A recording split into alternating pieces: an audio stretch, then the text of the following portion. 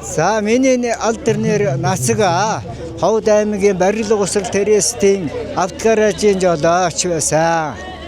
За энэ Оросын үйлдвэрийн зээл зүүнгойч гэдэг машинаар энэ параданд хамтдаа оролцож байна. Яг өөрийнхөө барьж исэн энэ 30-ын дугаартайгаа ингээд одоо оролцож байгаа баяртай байна.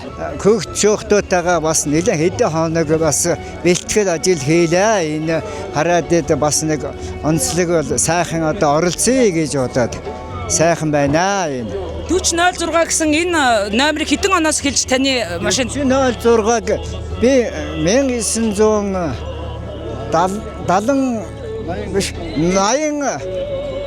83 онд шинэ машин авчихсан.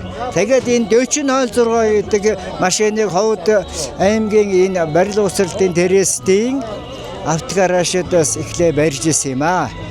Тэгээд сүүлд нь одоо нас өндөр болоод тэтгэврт гараад ингээд одоо бас одоо сүүлд нь яг энэ дугаараа бас олоод зүйлээ. Ингээд одоо олон түмэн та бүхтэй их баяртай байна. Би өөрөө ч товтон хүлээд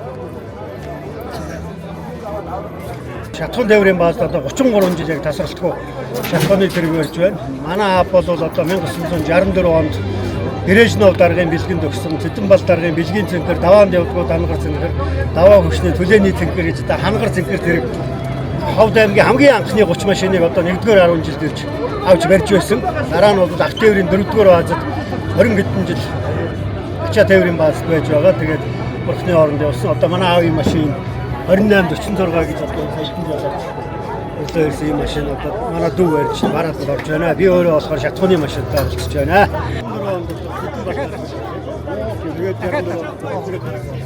Юуны өмнө бас Монгол Улсад автотээврийн салбар үүсэж хөгжсөний 100 жилийн баярын мэндийг нийт тээвэрчилж жолооч та бүхэндээ өргөн дэвшүүлье. За өнөөдөр манай автопарад 100 арга хэмжээ маань маш сайхан өргөн бүрэлдэхүүнтэй зохион байгуулагдаж байна. Нийт арга хэмжээнд 40 гаруй одоо машин, за 10 гаруй төрлийн 40 гаруй машин оролцож байна. Нийт тээвэрчид маань одоо 100 гаруй одоо тээвэрчид жолооч нар маань оролцож байна. Тэгээд тээвэрчдийн гэр бүл, үр хүүхэд за 3 үеэрээ энэ салбарт хичээл зүтгэж ажиллаж байгаа энэ ахмад буурлуудаас эхлээд залуугийн төлөөлөл болсон энэ сайхан жолооч нар маань оролцож байна. Өнөөдрийн одоо автопарадын үйл ажиллагааны дараа манай энэ хойд одоо Цэргийн ангийн полион гэж нэрлэгддэг газар байна. Уран жолоодлогын тэмцээн маань болохын энэ бол бас суудлын автомашины төрлөөр зочигч тээврийн одоо зочигч тээвэр, ачаа тээвэр, тэгээ суудлын автомашин гэсэн 3 төрөлт жолооч нар маань одоо ур чадрын уралдаанаа зохион байгуулах гээд одоо төлөвлөж байна. Үүний дараагаар маань одоо улсын хэмжээнд 21 аймаг 9 дүүргийн хэмжээнд автотээврийн 100 жилийн явуулганд маань 7 сарын 18-наас хорны өдөр зохион байгуулагдаж байна. Ховд аймгийн хэмжээнд гэдэг юм бол